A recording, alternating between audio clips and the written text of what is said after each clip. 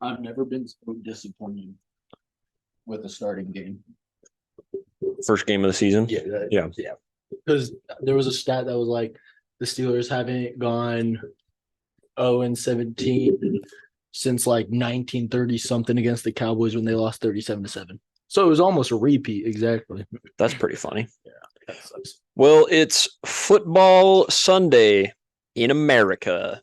Dude, it's football season. It's a pretty good time to be alive. I'm wearing the NFL shirt if you're watching us on YouTube And I'm wearing NASA because you're a space cadet. Yes. um, but we won't be talking too much NFL today, Nope. other than to say that it's freaking awesome that it's football season. It's the greatest day of my life. I know. I watched 3 games at the same time. My girlfriend looked at me. She said, "You have ADHD." Yeah, you have problems. Yeah, I know. But it's not a problem when it's football. Yeah, it's never a problem. In the words of Barney Stinson, it's not a problem if you're awesome at it. Oh, Superman should really do something about his flying problem. Yeah, no, it's not a problem if you're awesome at it. Exactly. But yeah, we're here to talk Gran Turismo, based on the incredible true story. Yes. You're gonna be shocked at what I have to say about it. Okay. Because you were off with what you were telling me, how you think I will. Oh, okay. Okay. Yeah. I guess for frame of reference, my prediction was that you would think it's a pretty good film, but not a film kind of for you. Yeah. Anyways, we'll get into that here in a bit. Yeah. But let's talk new music. Dude, let's do it. Because there's a few. There was actually a few. I actually listened to like a couple full albums this week, which is not typical unless it's like big name artists, but there was a couple that I was interested to hear how they'd sound. So I guess I can start with those, honestly. But the man's Tizo Touchdown from Modern Jam. He was on Lil Yachty's album earlier this year, as well as Don Toliver's. But anyways, he dropped How Do You Sleep at Night, his debut album. I listened through this one. I don't know if you listened to any of it or any of the songs that were on new music. Singles. Okay. Yeah. I listened to a couple of his singles as well, but I honestly was pleasantly surprised and not pleasantly, but a little disappointed in it, honestly. The influences are very stand out and clear for me. It's very like 21 Pilots. You can tell the Travis Scott influence is there as well. Some of the Lil Yachty influence, right? Even just some of the older classic pop punk stuff is in there as well. There's another big influence that I was like, it was so blatant, but I'm for some reason blanking on who I was thinking of. But anyways, I got a lot of 21 Pilots vibes between the rap and the alternative rock flows and instrumentals. But honestly, I was pleasantly surprised by some of it and kept like 3 or 4 songs that I enjoyed. I think it's a good step for him, like in his solo works, because really up until now, only people really know him from his features, right? Which I think he's killed, to be honest. Like I loved him on Don Toliver's album as well as Travis Scott's Utopia album. Dude, your eyeballs falling out right now. something's going down. Jaden's got some eye problems, so we might. We're just gonna power through. Anyways, the songs that I enjoyed the most off this project were Okay, the intro track, Familiarity, and Too Easy. I just liked the differences that he provided. It was kind of like not guilty pleasure music, but just I understand why people wouldn't like it, and that's totally fine if it's not your cup of tea. But for me, I enjoyed that sound from him a fair amount. So cool. The other one that I listened to was James Blake's new project. Again, an artist that I know a lot of people love from his features. Again, from Travis Scott's last album, or a number of features that he's had in the past, as well as a lot of his solo works.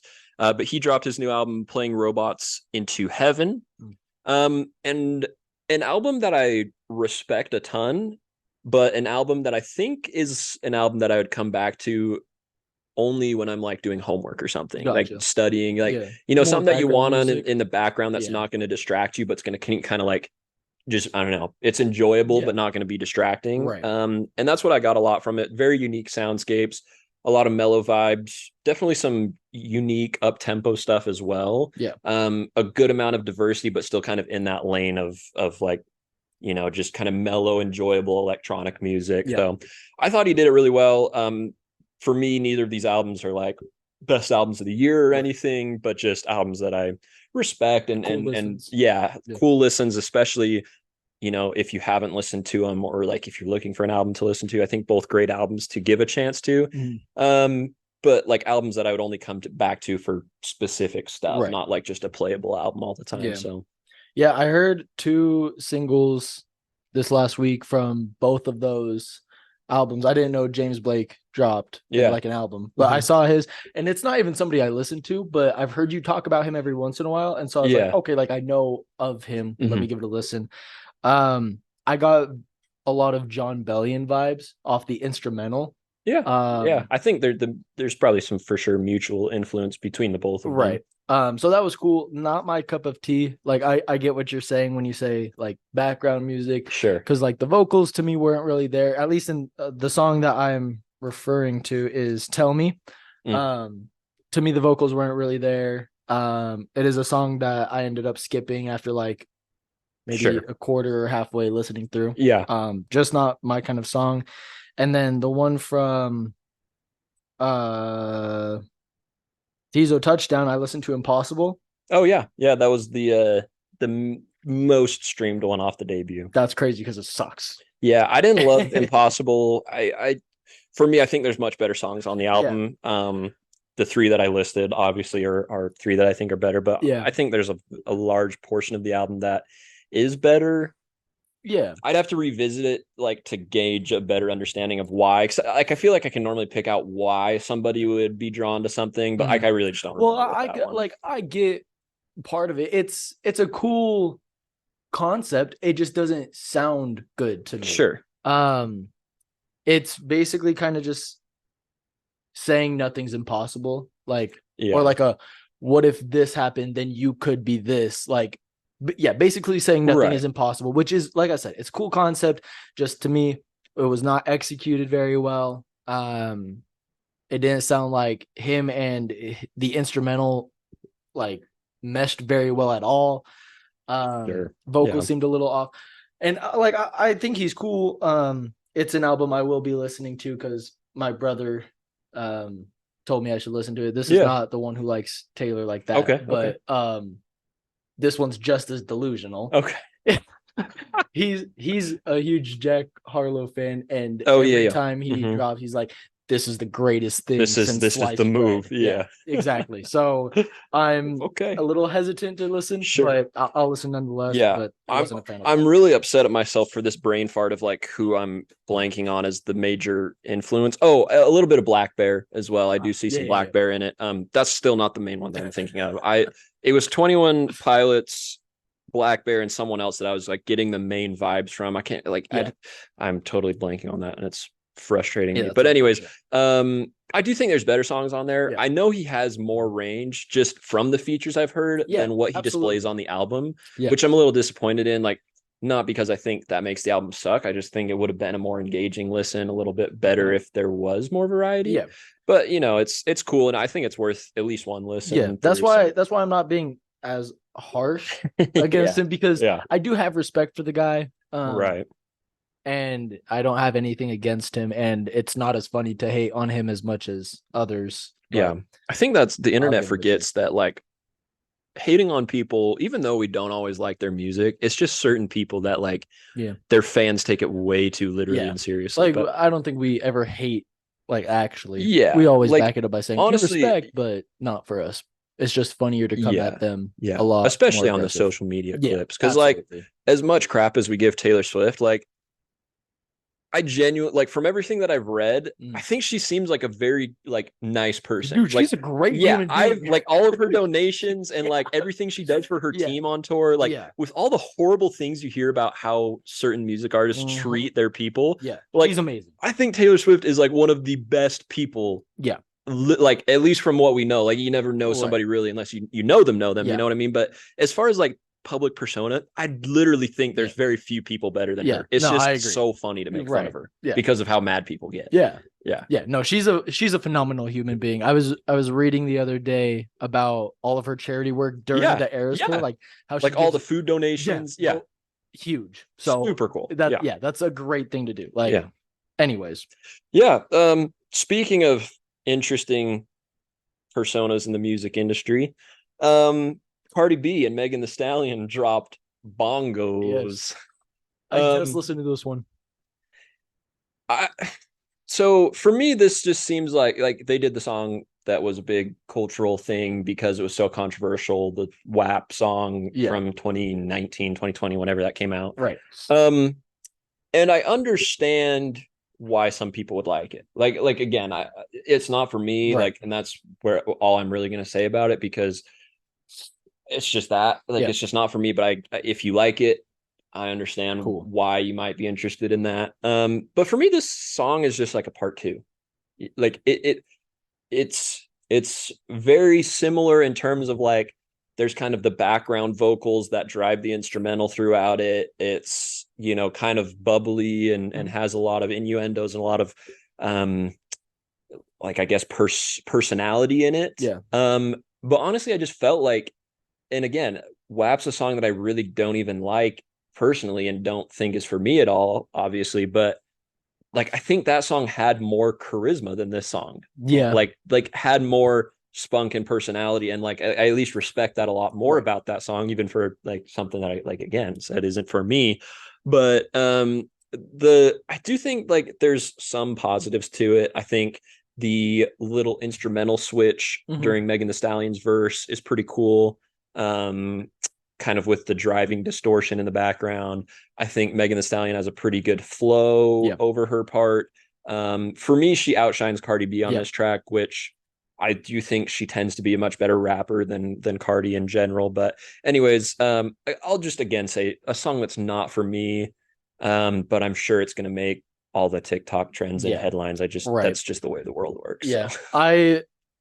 I didn't hate it as much as I thought I was going to. Yeah, and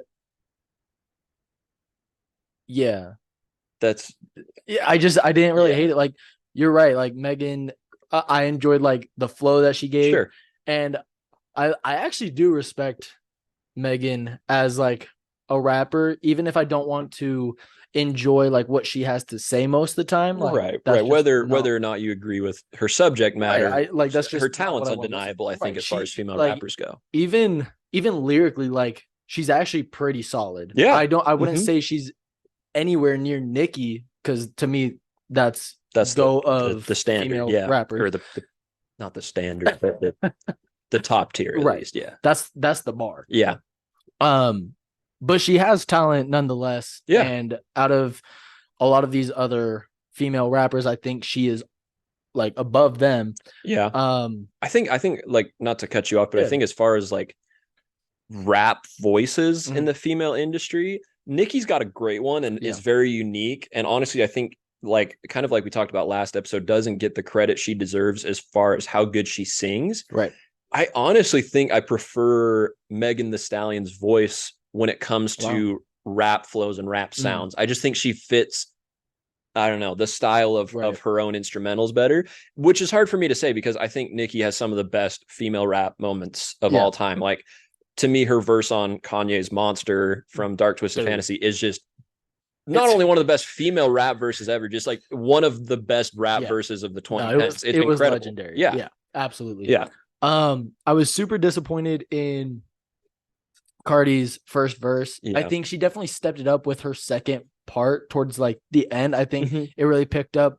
I'm pretty sure, if I'm not mistaken, she rapped in Spanish as well, like in that last little bit. It was only like a line, but shows off her talent a little bit, which I always like little things like that. But yeah, I agree. Like, I think Megan outshined Cardi, which I don't think Cardi was trying or anything like that. Like, I think they were just trying to have fun with it. Yeah, I think they're just trying to make a TikTok banger. Yeah, really. And I mean, if that's like trying to repeat the recipe, and if that is the case where that's the goal, phenomenal job. Like, A+. You did mission accomplished. It's going to succeed. Yeah, but for just music, like, it was cool. Yeah. I'll give them that. I didn't hate it. And respect. I have more respect for Megan than I've been giving her. So and like, honestly, it's just one of the songs for me that I listen to and I'm like, I just ultimately have to say it's just not for me. Yeah. Like that's I will not be the coming back ultimate. to this Yeah. song.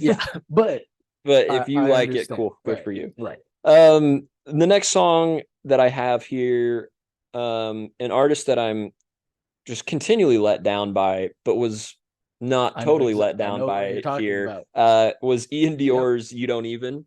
Um, like not a game-changing song, not the best pop song of the year, not the best rap song of the year, not even the best pop rap song of the year by any stretch, but just an enjoyable song. Yeah. I feel like again, I understand that it's not the best by any stretch in any of the, concepts that you want to throw at it Yeah. lyrically or vocally or any of that, but just a song that I think was enjoyable, talking about heartbreak and like just I don't know, I love exploring nuance in subjects that are very heavily covered, and I think there's so much like relationship material in songs these days, and just overall that people are like, oh, you broke my heart, I hate you, or like I'm Right. still in love with you, or like whatever it is. But just I don't know, I thought this was kind of an interesting approach to heartbreak. Right. Like you don't even have a broken heart about this. Right. Like I'm going through all this and you don't, like, I don't know. I Yeah. like the nuance of the concept. So Right. a song that I probably will come back to a little bit and enjoyed it a Yeah. bit.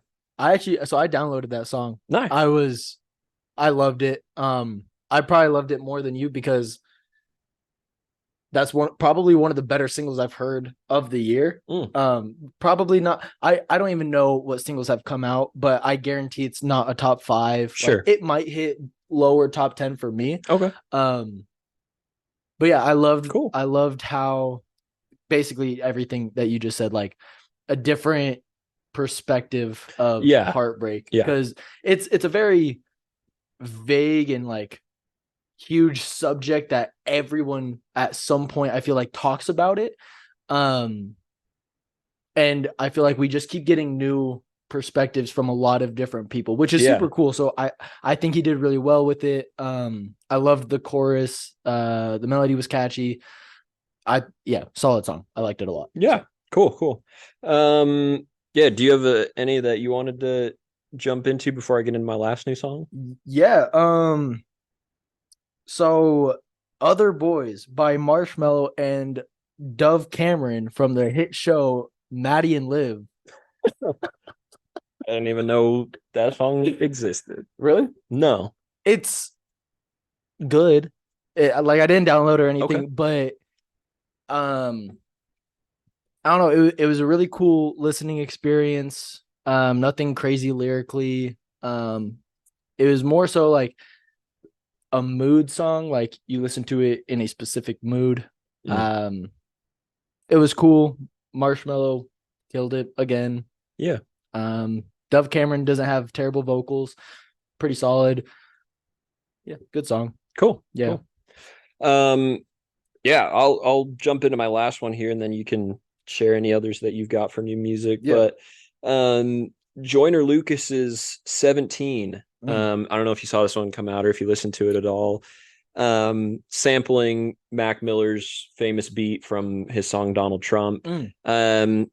I loved because it's not really a remix at all. Like it's just the beat Yeah. sample, but I loved the reimagining and redoing of a rap song over this beat because it's very iconic, and I think it's one of Mac's best songs Cool. overall. But I loved hearing Joyner do his thing over the beat Mm-hmm. in a way that made it work so well. Because like there's a lot of iconic beats in hip hop, and a lot of times you'll hear like a freestyle over it, or Yeah. like someone will do a little cover on YouTube or whatever, and it doesn't really do the beat justice. You Right. know what I mean? Like it's like, no, they got it right on the original Yeah. one here, but this one to me, as far as just rap performances, it's very different. It's a Mhm. lot less melodic because it's Joyner and not Mac, right? Yeah. But to hear him like come out and rapid fire spit over so much of this with more energy, not more energy, but like maybe a little more personality Yeah. than I'm accustomed to Joyner having, was very cool on this song. um I wouldn't like, I know a lot of people's grievance with Joyner is that he's kind of a lyrical rapper that doesn't have the greatest lyrics, Mhm. you know what I mean? And like was also a similar complaint with Corday's last album for some people. But and honestly, like I'd have to listen to it a couple more times to like really dive into the lyrics and pick those apart. Yeah. But just a very cool rap performance on it, honestly, Yeah. like something I enjoyed. So see, that makes me happy to hear because it one gives me more hope for the album. right. And this isn't one that I've listened to. I'm kind of done listening to the singles. I'm just waiting for the album to come out. But that's the Joyner I got into. Like I remember in high school listening to his remixes of like Gucci Gang and whatever the other one was. Or his back and forth with, I think it was Tory Lanez. It was like a beef thing, but then they came out and was like, no, it was just for fun, but we wanted to make it seem like that. And then even in his like early projects where like 508, 507, 2209, that was one of his earlier albums. I don't know if it's his first, but I think it was his first studio album. Okay. I enjoy a lot of, or not a lot, I won't say that, but a couple of his songs off that. And it's because he spits, like he's quick with it. It's his story. He's unique with it. Like that's the Joyner I enjoy. And then so like when Evolution came out and there were a couple songs on ADHD where I was like, what happened? Like, where did Joyner go? Like, so it does make me excited for this album, because I've heard one of his singles where to me it was like that. I don't remember which one, but and honestly, from the singles, there's a couple that I like. This might be my favorite. So yeah, for sure, a song to keep your eyes out for when the album does drop. The last one I'll give a shout out to, before I do a quick little roast about some. Okay. Maynard, I don't know how to Vignette or whatever. Yep, that's it. The Killer Mike. Yeah, Killer Mike. Another person. Jid. Yeah. T.I. Another person that I only know because you mentioned him. You might have sent me a song or two from him, but solid song all the way around. I listened to the song, and this is more of a thing for JID, Jid, whatever you want to call him. He gives me a lot of young Eminem vibes. Like which, like, not exactly, but I mean like wordplay, the way he spits. He's very capable, and he does it very easily on switching the flows of how he's saying different things, different lines. He could say 3 lines one after another and change each one with a different flow, and it sound incredible. Like more and more that I listen to him, I just have more and more respect for him. So in that realm, that's where I kind of see a comparison between the two. Nothing similar other than that, in my opinion. Very, very different. But yeah, so listening to that song, but solid song all the way around. Yeah. I think it was such an interesting collab to see, like Killer Mike, who's an artist that, you know, I would say is past his prime, but like still puts out the occasional solid verse or whatever. Like still a very influential artist. T.I., who was like very highly respected and then like has kind of been a lot quieter lately than he was, you know, in the early 2010s in his prime, or, you know, even the early 2000s as a whole. And then JID, who's been like the killer of the lyrical rap game of the last 2 years or however long you want to say. But like a very fitting collaboration. Like, you know, sometimes you see a song like the Lil Yachty and it was JID last week, right? That is like, oh, interesting. But it works, right? This was a collab that I was like, oh, interesting, but like very fitting. Like it seems like all these artists should kill it together, like even without listening to the song. I do think it was pretty good. When I go through like new music for the week, I kind of narrow it down to like the few that I want to talk about. This was the last song that I cut before like jumping into it, because I was like, it's a good song. I just don't know that I would have a lot to say about it other than that. But a very enjoyable song for sure. And like, it made me want to listen to Killer Mike a little bit more, because don't listen to that album, but he's got some great stuff. I didn't like Michael very much at all, but listen to the other stuff from him, from Run the Jewels and everything else. He's a legend. But I don't like that album. That's just me. So before we move on, unless you have that's all my new music. So time to name some trash. All right, because that's my thing. I feel like I just love to talk trash. You got to do it. I'm excited to talk about Olivia Rodrigo because once again, put out some trash. I didn't Get even. him back. I've been waiting for like after this episode to start the album, so I haven't even listened to it. Yeah. Okay. So that's another single she put Yeah. out. Well, the whole album I dropped. guess yeah. Yeah, I guess but that's it just was the it was one the off. lead. Yeah. Right. So I heard Get Him Back trash. Makes me really excited for that album now. Down Like That by Bryson Tiller. From the Dude, Paw Patrol movie. is that what it's from? I think so. I only saw one Bryson Tiller Oh, song. you're right. Yeah, it's the Paw Patrol yeah. film. Yeah. It's a really bad song. Yeah. The I vocals are think, trash. yeah, it's Like, not very good. no. The only reason I give it a pass is like it's in a kids movie. If you're making it for like a part of the movie, fine. Right. Like again, I think he's much better than that. Yeah. It sounds like he phoned it in and like Yeah, didn't care, literally. which I would understand if he's just doing it for Paw Patrol. Right. So I guess now seeing the cover art and all that makes Yeah. a lot more sense. So I'll kind of hold back. half pass. Yeah. Half pass. It was still a trash Yeah. song. We're gonna stand firm on that, but like But I get it. Yeah. I understand that one. um, there was another one. IDGAF was pretty bad. T Grizzly. The chorus was cool. Okay. And then Wrong One by Glorilla, Gloss Up, and a million other female artists. Absolutely atrocious. It was really, really bad. Not good. No, it was Okay. it I was didn't listen to that one. Yeah, So don't listen to it. Okay. It was and Peaches and Eggplants by The remix. Young Nutty. Also atrocious, trash. Anything else you want to say about Okay. it? Those two together equals dumpster fire. Like that. Yeah. all right. Yeah. There you go. Okay. I've seen too many people on like interviews on YouTube say that the original version of that song is their favorite song right now. Interesting. Yeah. To each their own, I suppose. I don't think I've ever heard the first one. I didn't know that was a remix. Yeah, I didn't listen to the remix because I didn't like the original that much, but it was garbage. Yeah, well, I think that'll wrap up Yeah. new music. What I've been listening to lately. Got a couple songs to shout out. Yeah. A song that I sent you earlier this week. Yep. I don't know if you listened to this one I at all. downloaded it. Really? Yeah, really, really good. Aquamarine by Danger Mouse and Black Thought featuring Michael. I don't know how to say his last name. Featuring Michael. Dude, before you say this, I'm not gonna lie. Your music taste throws me for a loop every single time. Dude, it's pretty schizophrenic. Yeah, because Like- back when we were on the mission together, like, and you said, "Oh yeah, these are some of the artists I like." Usually they stick to those. No, you like. It's like that. That's as big as your circle gets, and is with the most random people I've Yeah. ever heard of in my Yeah. life. It's incredible. Anyway, Anyways, yeah, Black Thought and Danger Mouse off of their album from last year, Cheat Codes. A song that I definitely don't think gets the attention it deserves, even for like an artist that's getting a lot more respect, like Black Thought nowadays. Yeah, Aquamarine is the name of the song. I don't know if I said that, but it's incredible. Like he is absolutely spitting on it. The chorus is amazing. The beat is just like intoxicating. It just draws you. It's such a cool song. I love that one. Yeah. For sure, people got to check that out.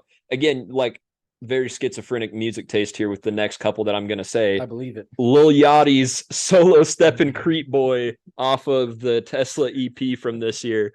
I've never heard. Well, I've only sparingly heard this man rap like this. Like, it's a very cool song. I think his flows are cool. His voice matches the beat very well. Right. He's kind of just like talking about like his evolution a little bit as a person and as an artist. Like starting off by saying, I was given millions at 18. I didn't know what to do with it. I was going stupid, buying a bunch of jewelry, and then kind of like talking about like, his evolution now to being like a very influential person in the music sphere. Like the work he's done with Drake, one of the biggest artists in the world recently. Anyways, a pretty cool song. I love his flows on it. I think often he doesn't mesh very well with the beats he chooses, flow wise. I think this song, he kills it on that one though. And then again, just to throw you for a loop, Zach Bryan's I Remember Everything featuring Casey Musgraves off of his newest album. I think it's his best vocal performance on the album. Again, like I talked about it a while ago, but I respect the project a lot. I think he's got better work in his catalog than this. But yeah, I love this song a lot. I think it's heartbreaking. I'm sure a lot of it's alluding to like a divorce he just went through recently. But kind of talking about the heartbreak and like turning to things that aren't like the best, like drinking to get through that. And then just kind of like reminiscing, like saying, you know, although this sucks, like I wish I didn't, but I like remember everything about like our time together. And like I just, you know, I want to forget all these like, you know, times we had, good and bad, but like I just can't. Like I just remember everything. So a cool, heartbreaking song, but I think it's his best vocal performance on the album. So, and Casey Musgraves kills it. So yeah, Cool. those are my three.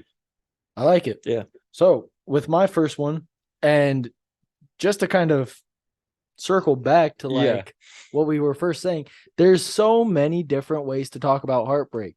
It's the coolest thing. Well, not in that way, but like it's cool portrayals. Yeah. So you have Ian Dior, you have, I'm not going to remember their names, but Zach Bryan. Oh yeah, I should have known that.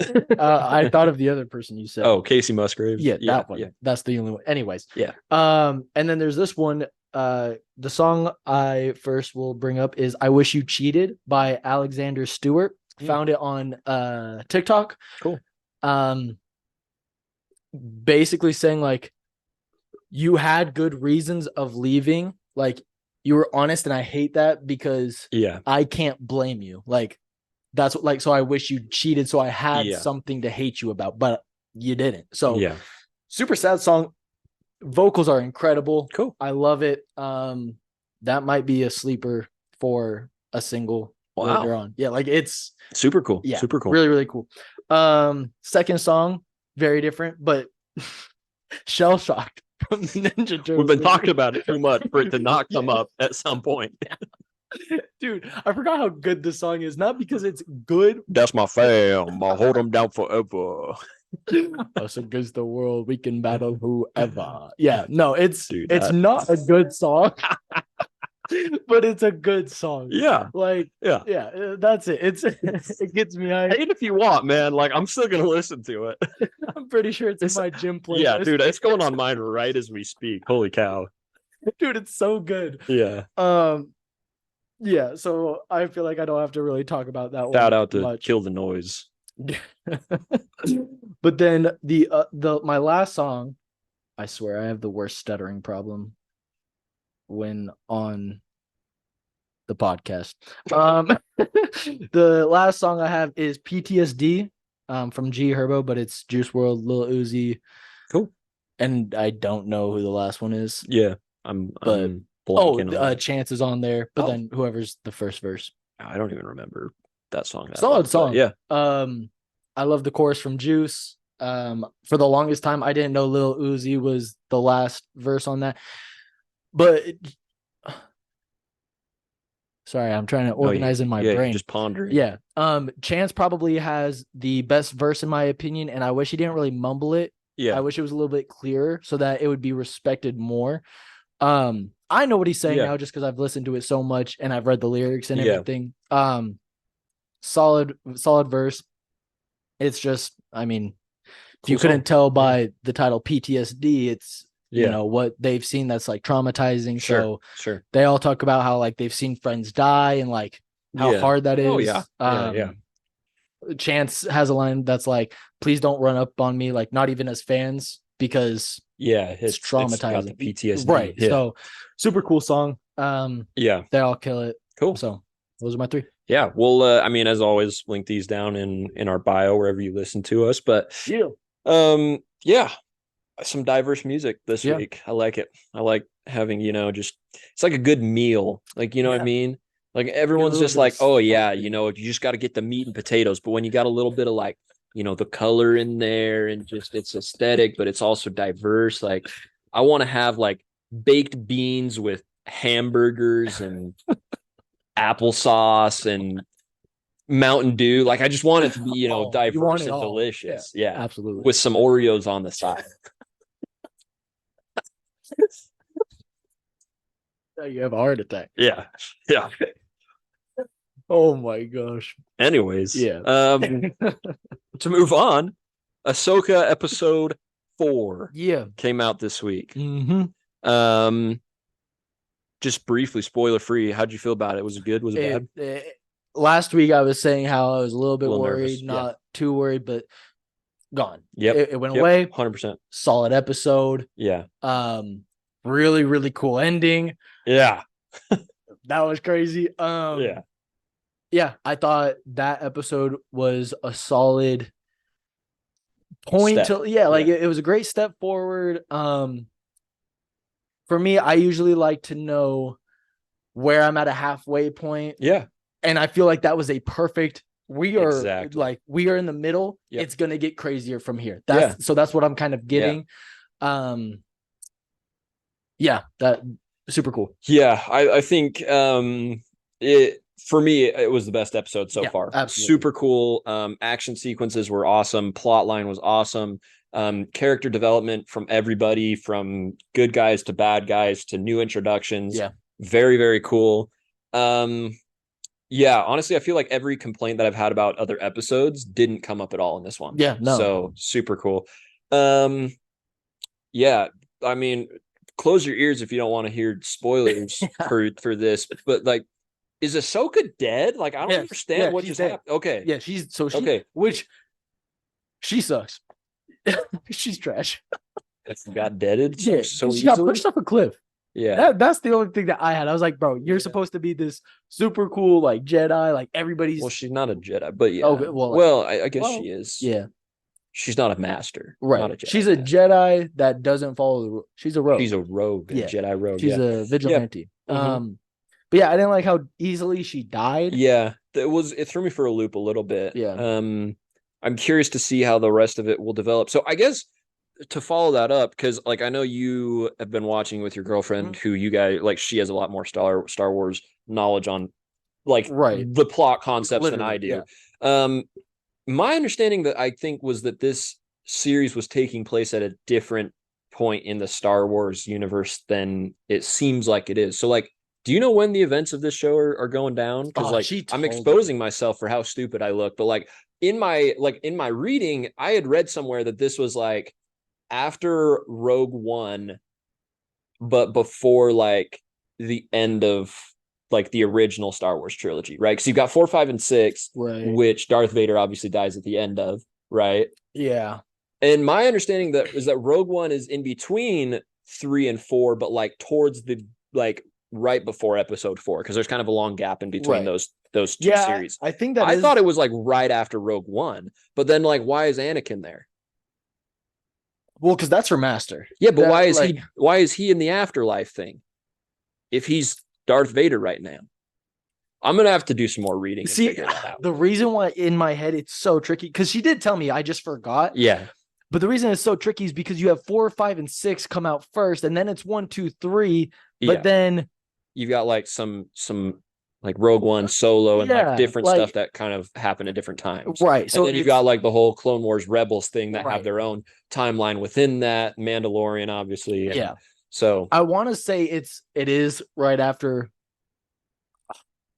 I just because I thought it was like, so it's right after the end of like. I feel like just because we saw Anakin, I feel like it has to be after. That's 6. What I'm understanding now. I'm gonna have to do some research and like figure it out better. I think the point of all of this happening is just to say like, if you're confused about like the timing of these things, which I am, because like I thought one thing and I could have just like had a bad source on that. Yeah. But I think it's just helpful to kind of get the plot timing correct. Right. But like in spite of that, again, like it's still a very good TV episode and it's developing into a very good show. What's the other, I always forget her name. What's Sabine? Yeah. Yeah. I knew she wasn't going to blow it up, but I really wanted her to like prove me wrong, because that would have thrown me for a loop, especially because you could already tell that she didn't want to. Like if it came to that, she didn't want to. Right. So I feel like it would have really shown like maturity from her. And like, so I was hoping that would happen. And it's like, oh, like look at you, go you. You did it. Yeah. But she didn't. And then now she's held captive. You got problems. Yeah, the map's destroyed now and they're on their way. Yeah. So we're gonna see what's gonna amount in the second half of this series. I am excited though. That yeah, one it got me excited. I'm really glad with how this has developed so far. Right. So yeah, agreed. Yeah, A plus. That's all I've got to say. Yeah. Very good episode. Anakin, his CGI is trash. To make him look a little younger. Yeah, it was really bad. Yeah. That was it. I think it's probably just due to TV budget because Right. Well, and plus de-aging just always has like its challenges. Yeah. But... Or like when they had to CGI Superman's mustache off that one time. Oh, gosh. Yeah. It was like that. Don't about that. That hurt my soul. I was looking forward to that movie for like my entire life. Just waiting for like a high budget live action Justice League. And I walk in the first 10 seconds, that's what I see. And I was like, oh gosh. Yeah. Oh no. Why is everything chrome? Anyways, tune into Ahsoka. It's a good show if you haven't started watching it yet, if you like Star Wars.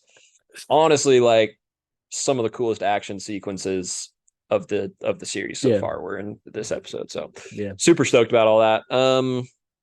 Yeah.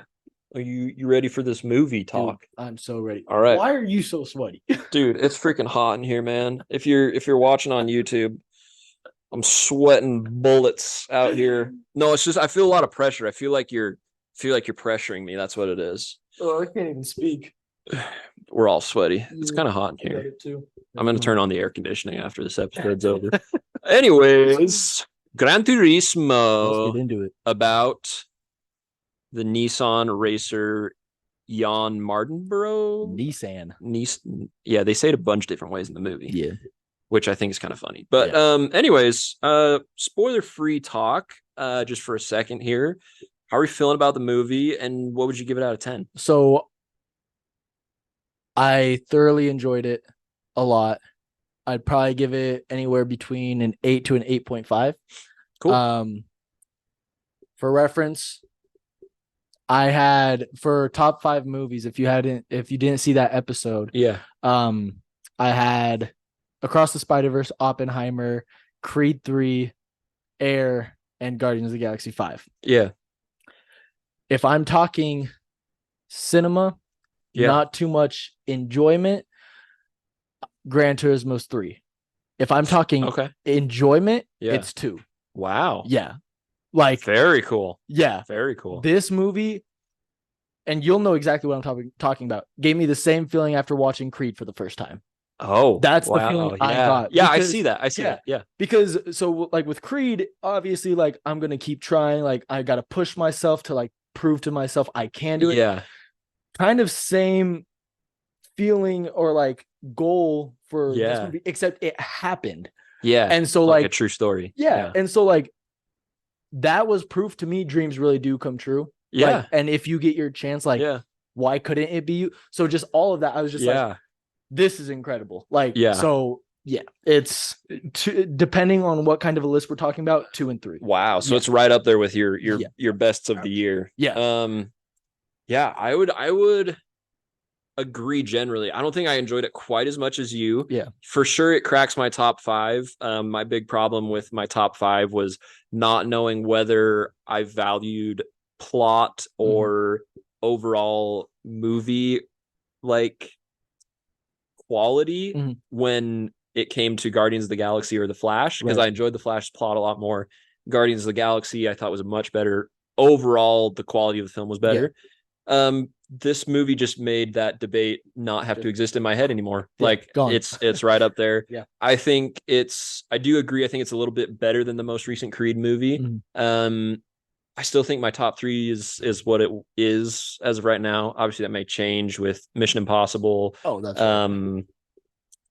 Spider-Verse and Air have been my top 3 so far this year, which is all subject to change because it's September. But a film I enjoyed a lot. I think it's a great watch. Like I think there's certain movies that just aren't for everybody. I think this is a movie that a lot of people would like. And would get some enjoyment out of if they gave it a chance.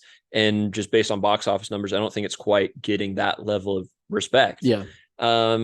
anyways, I my rankings would be probably pretty close. I'd say about an 8, Mm. is where I would put it.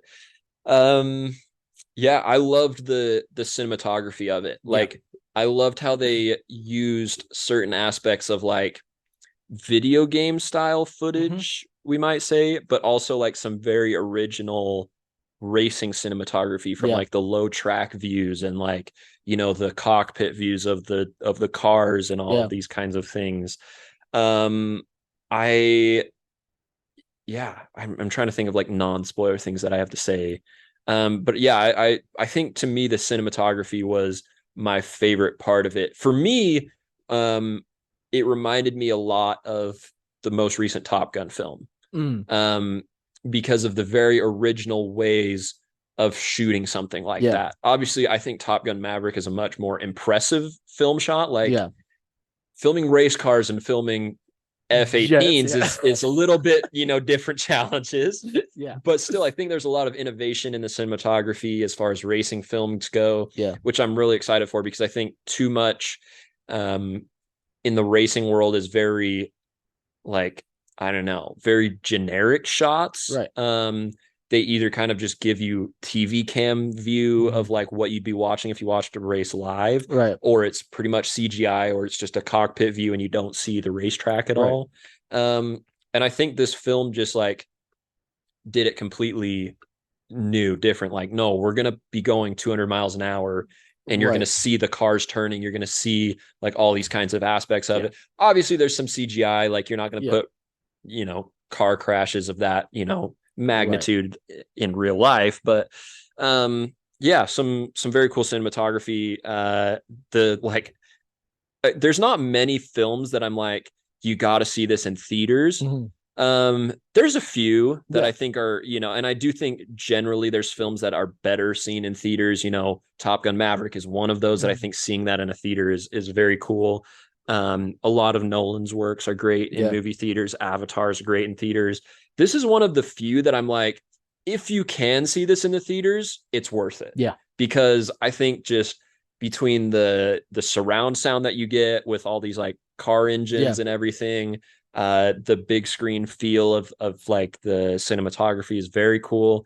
But yeah, I mean, that's kind of the spoiler free stuff that I have to say about it. I think it's a really Yeah. good film. I think a very big highlight and high for the movie would be the acting. I think the acting was Yeah. amazing all the way around. Like I said before, I love seeing new actors come in Mm-hmm. and play. So the kid Yeah. who I don't know the actual name, The but actor or the driver. well, I guess both. Yeah. I don't know either of their Yeah. names. Jan Mardenborough. Yeah, It's Jan, yeah. yeah. Yeah. Jan. But I still think it's crazy that this is a true story. Right. But yeah, the acting was great. You had two bigger names. Don't know the names, but Orlando Bloom and David Harbaugh. yeah, No, wait, not Harbaugh. What's the his name? cop from Stranger Yeah, Things Stranger and Link from Things. Lord of the Rings. Yeah, I'm blanking on what his name is. Yeah, you just let me call him Link. I think the acting was amazing. I do I David Harbour, not Harbaugh. Those Harbour. are two actors that I've come to love. I think his once again, still don't remember his name, and you just told me, but he did great in Stranger Yeah, Things. He's one of my favorite characters, and then Orlando Bloom. Like I just saw all the Lord of the Rings yeah. very recently. Will Turner, Amazing. Pirates of the Caribbean. Yep. Yep. Yeah. So I've seen a lot of his like movies Yeah. that he's been a part Mm-hmm. of, and yeah, I'm just loving him more and more. So the acting was amazing. I love that Jan, is that what we said his Mm-hmm. name was the stunt driver. Yeah, for Like his that's own yeah, film. Super super cool. super Super, cool. super cool. I love things like that. Uh yeah. Yeah. So I mean, as far as spoilers go, like we said, based on a true story. So yeah, like, it's kind of hard to yeah, there's not really like spoilers. spoilers, Right. But if you're like worried about that or whatever, you can go ahead and Mhm. tune out this next bit. But I will agree with the acting. I think what I have seen lately, um and I don't know if I'm just noticing it more, but I don't think I am, because like I've gone back and watched some other movies, and I think like at least between the last two movies we've reviewed, being Blue Beetle and this Yeah. one, very passionate acting Very. performances, Yeah. like more so than I'm accustomed to, uh, from what we'd consider maybe mainstream films. And that's Yeah. not to say there hasn't been that before, like that there hasn't been more passionate acting performances, but just, you know, not the norm to Yeah. get acting performances of this level of like Right. passion. I think it was very cool. It made the realness of the true story feel very Right. realistic, which I think you have to have. I will say, I think when you have a cast like this, that's a lot of newer, newcomers to big budget films. Mhm. Um, there's going to be some learning curve for them. I do think the acting skill could have been refined a little bit Right. more at times. Um, it does feel at a couple moments like they're playing a character Mhm. instead of like that you're just seeing the character. Um, but yeah, I think in general the acting was pretty good. Um, kind of, piggybacking off of the acting that we've just been talking about, I loved the character development. I thought there was great heroes in the film and Yeah. great villains of the film, and I loved how some of those contentious, villain maybe level roles, antagonists, become allies later in the Right. film with the other sim racers. A big part of the first act is him, you know, competing against these other Right. sim drivers to become, to win the competition, Right. to be the guy or Right. whatever. And even like being that competitive with I think his name was Maddie something. Yeah, Maddie. Yeah. Yeah. Mm-hmm. So like and Yeah. then And then later on they're like, becoming teammates, right? hey, like I'm glad that like Yeah. whatever. Like I'm happy with Yeah. where we're at right now. And And then like that up and right, it was right. And cool. I think that's a cool storyline, a cool plot line that it gets explored for sure, but I don't Right. think it gets explored as much, or at least in this much clarity all the time in a lot Right. of mainstream films and stuff. But I do think it's kind of how life works, you know what I mean? Like Yeah. whether you're at work competing for a promotion, or like on a sports team and like competing in practice against other Right. guys, like eventually at some point the people that are your competition are kind of your peers on some level generally, Right. right? And then there's kind of a bigger picture that you're really thinking about and worrying about. Yeah. And I think it's kind of a cool storyline. So I really liked how the characters developed, and kind of how they were all portrayed. Like even David Harbour's character of the like I can't remember what his, like, the basically the trainer for Yeah. them. I can't remember exactly what Basically his like title the was, but not the director, but yeah, but he yeah. was responsible for like making sure they get up to this good, like Yeah. coaching them, and then like seeing who was going to be the Basically best, like a designing the manager. Like yeah. I loved how even he like kind of starts off as this guy that's like, I want to prove that you can't do this. Like I yeah. want to prove that this can't be done, to make it as hard as possible, and say like really show you what you need to do if you're gonna ever be able to do this, Right. to getting to a point where he's in his corner and like saying, we have to stand up for ourselves and make this, Right. It went from I want to prove that you can't do it to like no, let you me, can do yeah, this. let Like me help yeah. you show Yeah. what you can do. Right. Yeah.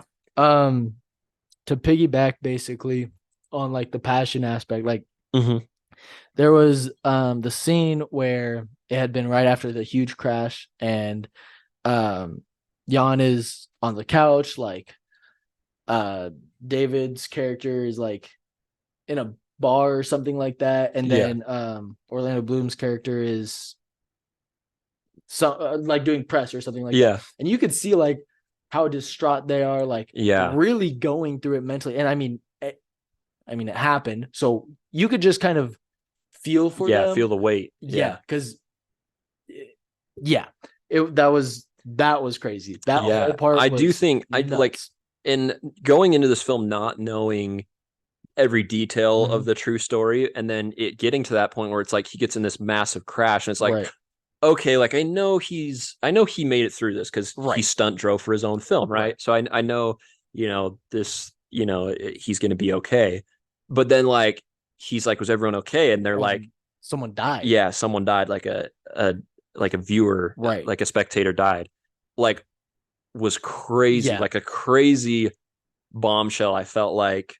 And then obviously like the fact that it's real is like, it's heartbreaking to watch that. Yeah. And like, it was such a, honestly, like, I don't want to say confusing, but it was such a like, holy crap Yeah. moment in the film. Like, wow, that's like, anyway, it just added to the realness of it. Like Yeah. how, you know, difficult and real and scary Right. this path has been at times Right. for the characters. So Yeah.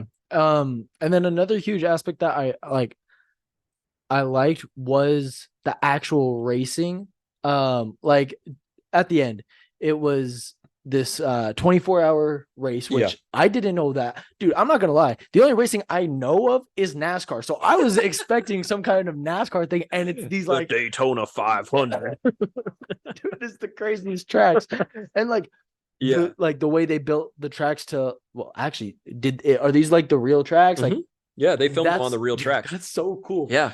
Um, so seeing like the actual tracks, super pretty. Like I loved that kind of an environment.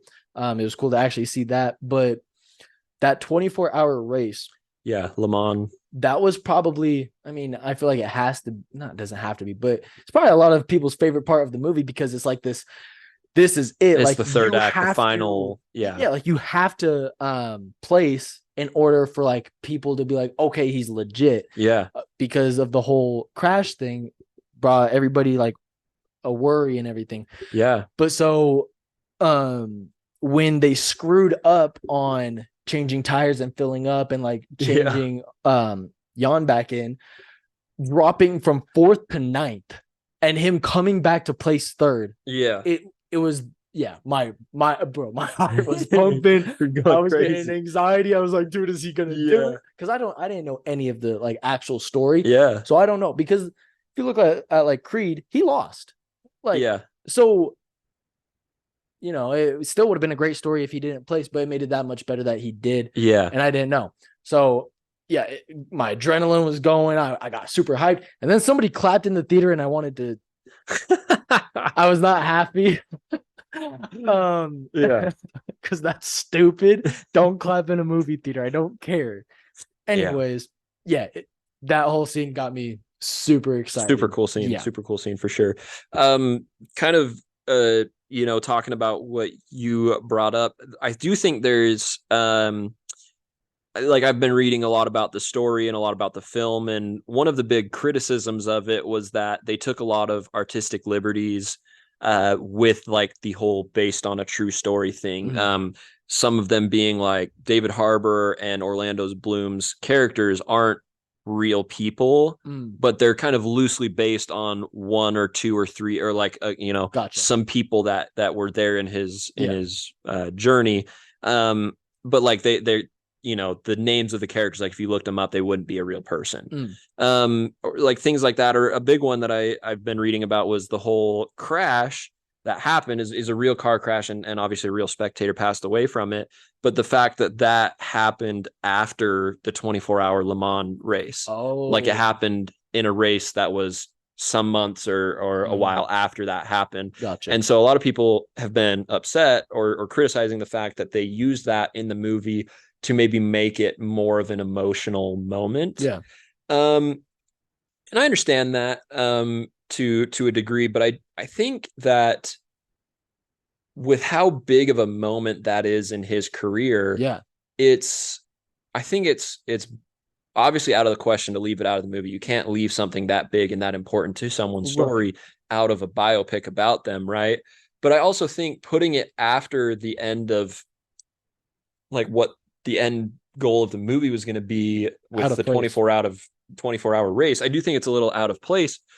And I also think it doesn't reflect kind of, I don't know, the emotional stakes of the journey. And I get that's what people are kind of saying, like, you know, you shouldn't be doing that just to raise the emotional stakes of the movie. But I think it's more for me, like I respect it being in the place that it is because of how much of an emotional journey going through that was for him. I don't think the fact that, you know, the big race was after that changes the fact of how big of an emotional obstacle that is for the driver, and to overcome that and to get back to a place of like competing and wanting to win and like putting yourself in dangerous situations and all those kinds of things.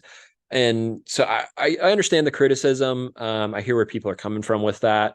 Um, every film that's based on a true story tends to take artistic liberties. Right. I was just about to say that, like, Yeah. what true story is exactly the way that it's Yeah. set up in a Very, movie? very few, Right. I Like, would think. because I guarantee you, Yeah. if that did happen where we watched the big race and then that happened, like, Yeah. I guarantee you people would dislike the movie more than Yeah. what it is now. Yeah. Because I don't know, with the movie, that is a very fitting place to put that event. And you're right, it is such a big moment. Why would you leave that out? Yeah. So You can't leave that out, and you can't put it at the end yeah, no, just with how the layout of the film had to be yeah, in order to incorporate the biggest moments of his career right, so far.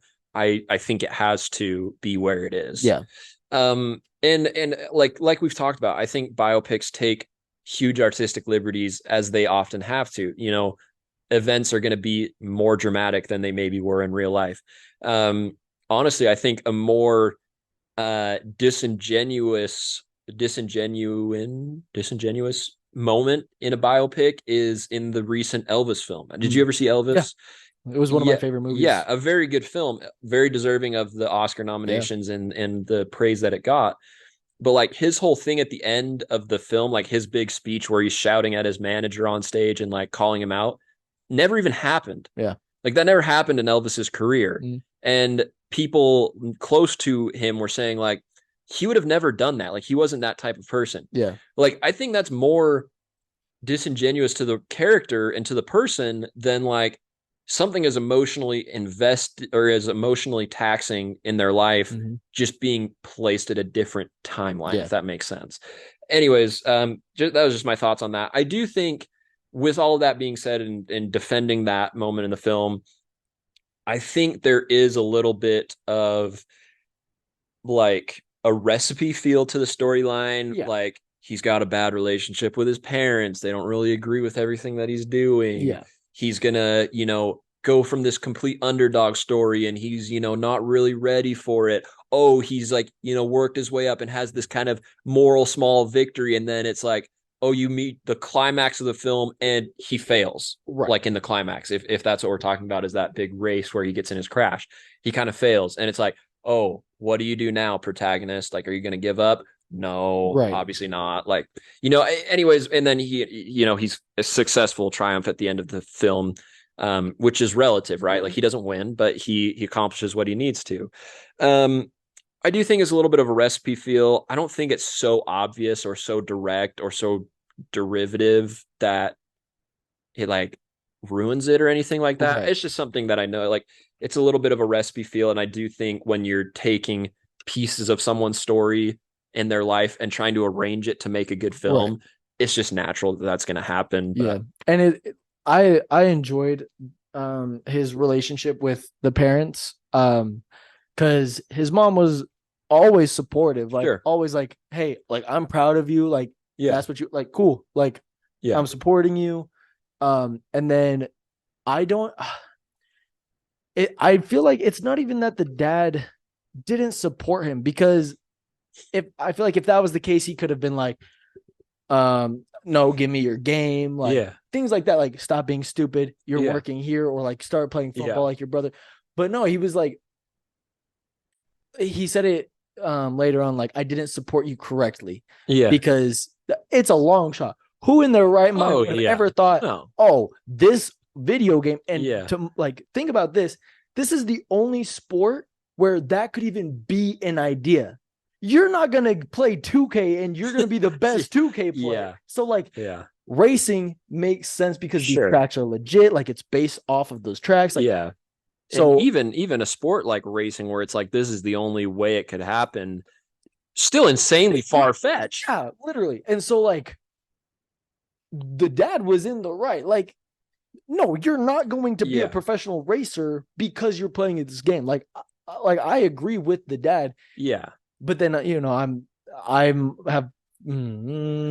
feel like I've been in the same boat Yeah. as the main character, and like so I get that, but I feel like it was a very cool way in a very toned down way of what we usually get, as in like, no, you're not going to follow this because it's stupid, or Yeah. I secretly have done this before, like in Lightning McQueen. Anyway, Yeah. like it was just very casual, like Sure. you should be doing this, like this is what we are into, this is what we have Yeah. Your done. dreams have to be more realistic, Right. kind of thing. It Yeah. makes sense. And so I liked, and then you get to the end and his dad gets super emotional, feeling super bad, like I didn't support you the right Yeah. way. And then his son being like, no, like, dude, I'm proud of you. That, bro, I almost started bawling my eyes out. That hit me hard. Like, I'm proud of you and I've been doing this for you. Yeah, that hit me really Yeah. hard. I almost started crying. But Yeah. I do. loved the I do think it made relationship. for, yeah, I do think it made for a very good story. That was one of the artistic liberties that I felt like maybe went a little too far. And I could be wrong, but like they made it seem like, you know, his parents weren't really happy. And more so, I guess, not that his parents weren't happy or proud of him, because like you said, the mom's proud of him.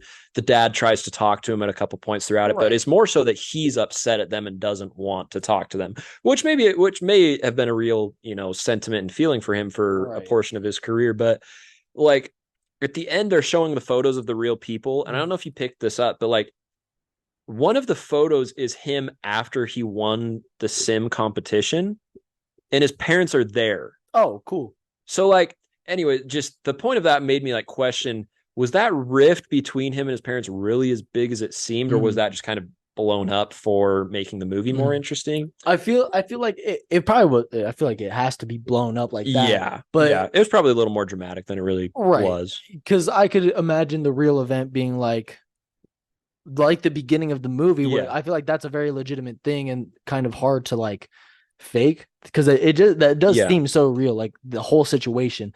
But then being in this tournament, like it does make more sense that his parents were supportive. Would like be there. It's like, it's a big tournament. Like even if you don't think, okay, it's probably not real, like you're not gonna actually race this, but like it's cool. Like this is something. Hey, congrats, you did it. Yeah, right. Like this is what you like to do.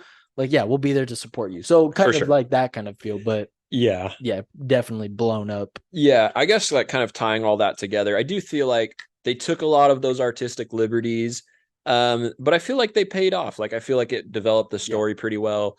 I feel like it made sense, the liberties that they took, whether that's making the relationship a little more dramatic, the timeline of events being, you know, altered just a little bit to fit movie format and timing. Even the fact that like he wasn't the first sim comp winner. Like he wasn't the first one to did. I think he was like the third or fourth winner of that competition that they did annually.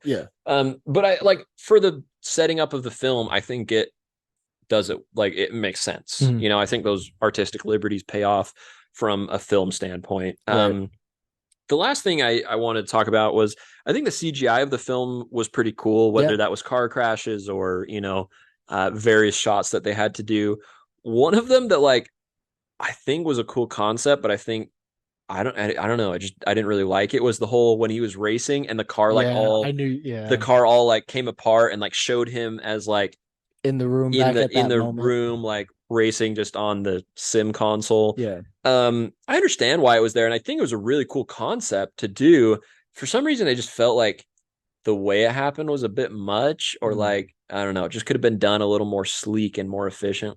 But it also was kind of cool to like see all of the like, you know, all the holy crap, how much goes into this, and yet like at the heart of it is like him and his mind, like just the laser focus of like, you know, I've raced this track 1,000 times kind of thing.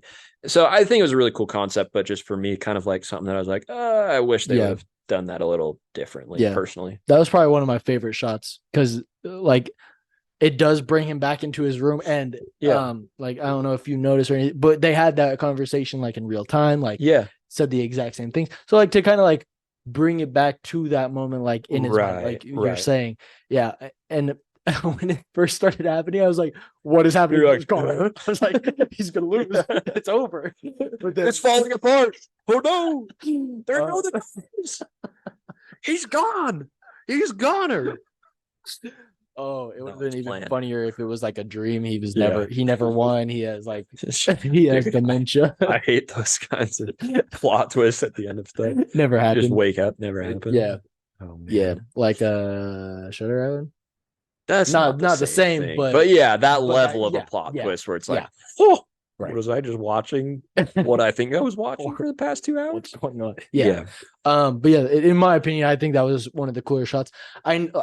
Well, if you didn't know it was CGI, I feel like I have to call you out. You're an idiot. But like obviously CGI, and Yeah. I don't know. I think it was well done.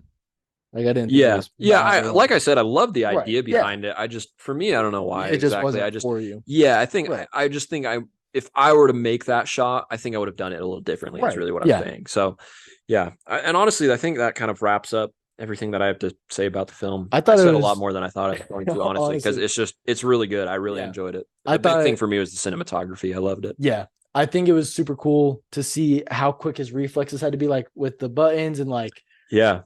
yeah, all of that, like seeing the gears, like you're in fifth gear, like all those kinds of things, super, super cool. I think it added to the effect, and like that kind of detail I appreciated and noticed. Yeah. Super, super cool. And like you were saying a lot earlier, how they still brought like a video game aspect into real life racing. Yeah. Like I like thought the it was the behind shot when he's racing, and like they yeah. put like the meters up a couple times, or like Yeah.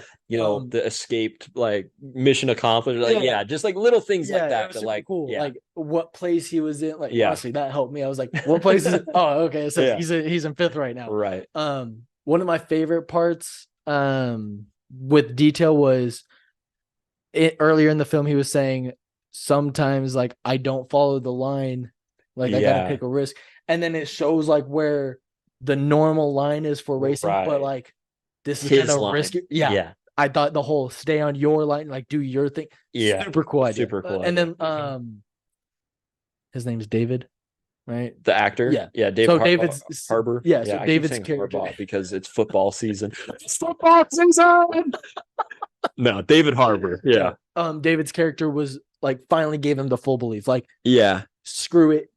Yeah. Follow Let's your do line. it. Let's try it. So Yeah. yeah, all of that was super cool. Yeah. And that's probably all I have to say as well. Yeah. I love that film.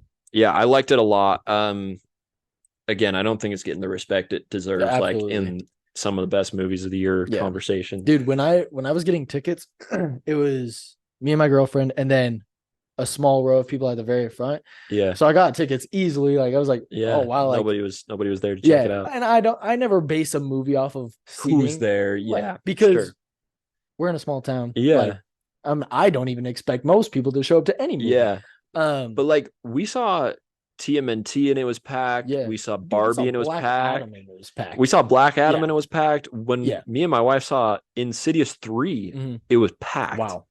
That's or crazy. Insidious 5. I keep saying it's 3 because it's the third part. But yeah. But yeah, like I got to the theater, everywhere was packed. Like it filled up. And I had ordered the tickets that day. Wow. Yeah, like I bought them like in the afternoon. Yeah. Nobody was there. Get to the theater, full. Everyone's in there. Everyone was there. Super cool. So hopefully it gets I hope it does a lot better than it kind of just started out to be. But super good. It's an emotional roller coaster, more so than I think a lot of films are these days. Right. Yeah, worth the watch for sure. Absolutely. I enjoyed it a lot. Yeah. I think that's everything I gotta say. Yeah. All right. You know what I have to say to that? It's Sunday night football. No, it's time to go some football. Okay. Yeah, I guess check us out, social media. And the theme is still to hate us, so yeah, please hate us if you want. I don't know why you'd hate us this time. Yeah. We didn't really say anything that mean to anybody. Yeah.